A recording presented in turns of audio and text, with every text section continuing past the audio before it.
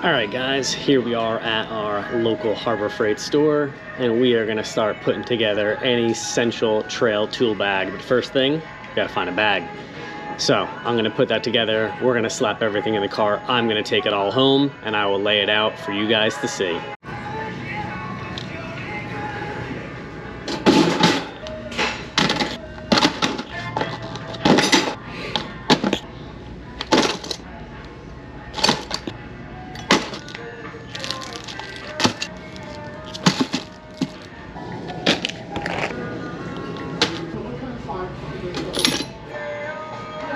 All right guys, so we got all the tools from Harbor Freight. Before I go home and I show them to you guys all and tell you exactly how much I spent, take a guess, throw it in the comments as to what you guys think that all these trail essential tools in bag are going to tally up to. It's definitely a little bit more than I thought it would be, but that's just due to inflated costs today and the market that we're in, unfortunately. But all in all, for the money that I spent, I think there are a lot of really good tools that I was able to get for a fairly minimal amount of money that will get you guys started in your trail tool bag collection.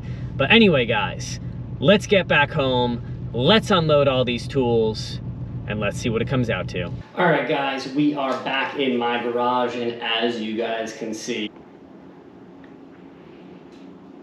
I have a table loaded full of tools. So this is the assortment of tools that I deemed as trail essential, meaning these are the bare minimum tools and sort of supplies that you should carry with you in a tool bag when you guys go and hit the trails. So anyway guys, let's dive into this now. To start things off, vice grips.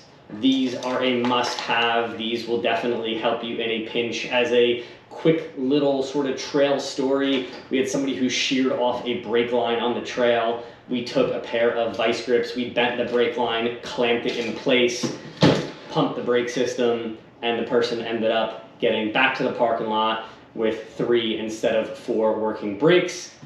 Nice little sort of trail hack to be able to get off the trail and deal with that brake line issue a little bit later on. So vice grips are an absolute must.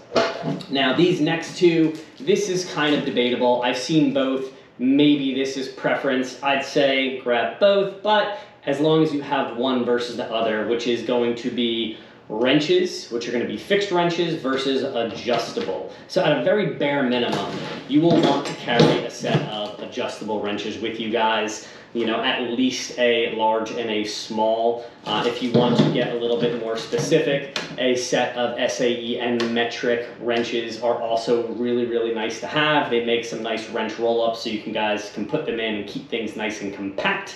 But once again, at the bare minimum, I would definitely say make sure to have a good set of adjustables. I grabbed both for this demonstration purpose. I also have a ratchet set here. It has 1/4 inch, 3/8 and 1/2 inch sockets, both SAE and metric. It is a nice starter set. By no means is it anything fancy. And to add to that, I also have a set of deep sockets. These are SAE and these are for a 1/2 inch drive. To go along with those deep drive sockets, I also have a 1/2 inch ratchet. Very, very nice. Pittsburgh makes this brand at Harbor Freight. It's got a nice little on-off switch on there. You throw that in your tool bag and that kind of completes that, along with a torque wrench. Comes in a nice little hard case. You can keep it in there. You don't have to. So moving on from there, I have this screwdriver. It has a sort of screw-on cap with interchangeable bits. Pretty simple. The reason I decided to go with this versus a screwdriver set is it's one single screwdriver. Everything's nice and compact. You can kind of throw this in your tool bag and you have it all available to you. You know, but once again, preference. If you want to carry multiple different size screwdrivers, long, small, that's really up to you and A, your budget, and B, the space that you guys have to carry that set of equipment. From there, we have a set of hex key sets, both SAE and metric. They're nice and small. Throw them in your trail tool bag. They are definitely good to have. So a few things that I kind of skipped over here, which I'm going to kind of circle back to, is a pry bar, They're really good to have. This is meant to fit in your trail bag, so I didn't go with the largest pry bar I can get my hands on, but something that you can use to just give you a little bit of leverage. When you're on the trail, you have to get creative and unique with some of your trail fixes. Pry bars are always great to have, and they definitely do come in handy. Over here on this side, I have a set of cam tie downs. So you get 4 of them, 6 feet cam tie downs each. 400-pound working load according to, I guess the brand is Hallmaster. Anyway, these are great. They are great for holding things together. You know, they're probably a good number of times, you know, where I would say I have used a ratchet strap in order to secure something or hold something together until we can get back into the parking lot. Definitely make sure that you guys carry a set of those with you. They're small, they're compact. They're worth every penny, and you will definitely find use for them down the line. So moving over here, guys, I have a mallet. This is a 3-pound one. There's lots of different options for these. You can go steel, you can go rubber. You know, I like these kind of dead blow hammers. They're pretty nice. You know, they're the best of both. So I decided to pick this one, but as to your preference, you guys can choose what works good for you, but you guys get the general idea. You never know when you're gonna need to pound something. But anyway, these things definitely come in handy as well. A pair of work gloves just to kind of keep your hands protected when you're out there, either doing some kind of recovery or working on your rig in the mud or out on the trail. A tire repair kit if you're doing any kind of wheeling and you wheel long enough. Somebody you wheel with is going to puncture a tire, and more than likely, unless you are running full bead locks, you are going to end up using a trail tire repair kit. They're pretty simple to use. I've used them a bunch. The little sort of rubber sticky things that come on the inside that you use to punch into the tire to keep it from leaking air, those are indispensable. I usually carry a ton of those. You know, a quick little blurb on that, we're on a trail. This is going years back, and the guy ended up having to shove like 10 or 15 of these in one giant gouge to just get him back to the parking lot so we could get his spare, you know, swapped on because he left it back in the parking lot in his trailer. But anyway, they're good to have. If you're on the trail, you just want to carry that. That's just an absolute no-brainer.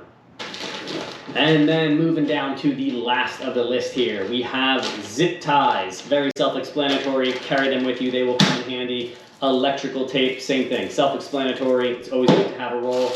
Duct tape. You know, it's kind of like the old saying chart goes, and I'm sure you guys have seen it somewhere out there. It's like a roll of duct tape, WD-40. You know, is it loose? Yes, no. And then you apply either, you know, duct tape or WD-40 depending on, you know, what sort of route that you're going to go. But duct tape comes in handy. It has saved a lot of people in a lot of sticky situations. A lot of people don't carry these, but I highly recommend them. Is a pair of clear safety glasses. When you are off-roading and you are under your rig, you know, there is dirt and debris that's under there from things that you're doing, and all it takes is a small little piece of like debris to get in your eye and for you to have an absolute miserable day. Ask me how I know this, because it happened to me. I was under my rig, I was tightening down a jam nut that came loose, and whatever, some dirt or something just went in my eye, and for the next like couple hours, my eye was just tearing up. I was absolutely miserable. It was just an awful experience. I was trying to flush it out with water. Nothing was helping it. So now I carry a pair of clear glasses with me every time I go out, and if I get under my rig, it takes 2 seconds. I throw them on, and it'll just save something from going into your eye. They're cheap. It's definitely worth it. And lastly, guys, is a flashlight. This one has a hook. It's got a magnetic bottom. It's, you know, it's definitely great when you're under your vehicle and you're looking in a dark spot. You know, depending on the time of day, you might need a little extra light. So they are great to have. You throw them in your trail bag and you are good to go. And last but not least, guys, the bag. And the idea is to take all of this and fit this into the bag. You know, a lot of this obviously isn't going to fit in as is. You know, you're going to have to take stuff out of cases, and you can lay it in there as to how you want to organize your bag. This one has little side pockets and a pocket in front, so you guys can separate and organize this bag to your liking. But the nice thing is all of this will fit into this nice 25 pocket, 36-pound capacity bag. So all of this will fit into this bag, and this is great because I can zip this up and I can throw this right into the back of my rig. ratchet strap this bag down so it's not like a bowling ball bouncing around in the back with all my heavy tools in it.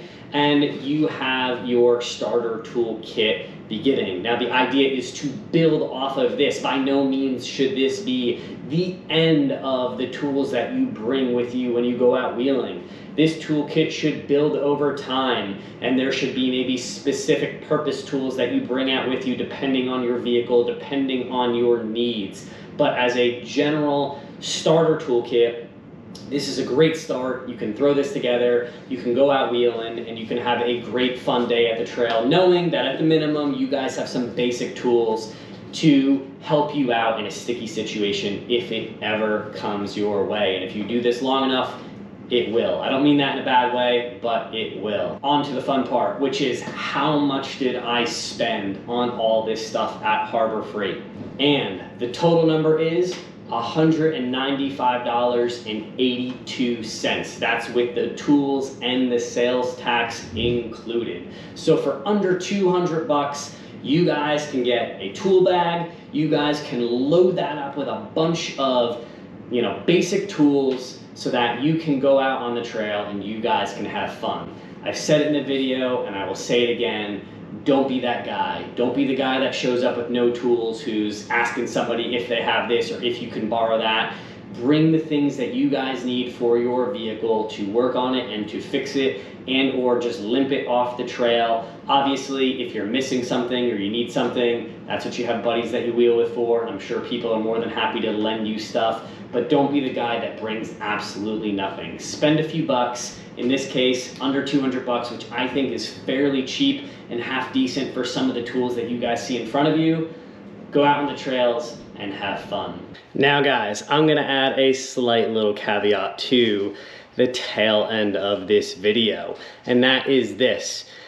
If you guys have a trail bag at home, a tote, or something that you guys can put all these tools in and you guys can save a couple of bucks, for the exact price that I paid at Harbor Freight for the trail bag that you guys saw in this video, if you guys have something that you guys can reuse, you guys can spend that money and you guys can get some more tools. And what I would add to the kit that I showed you guys in this video, once again, if I was removing the trail bag from the cost to keep the cost roughly around the same and to add something else in, would be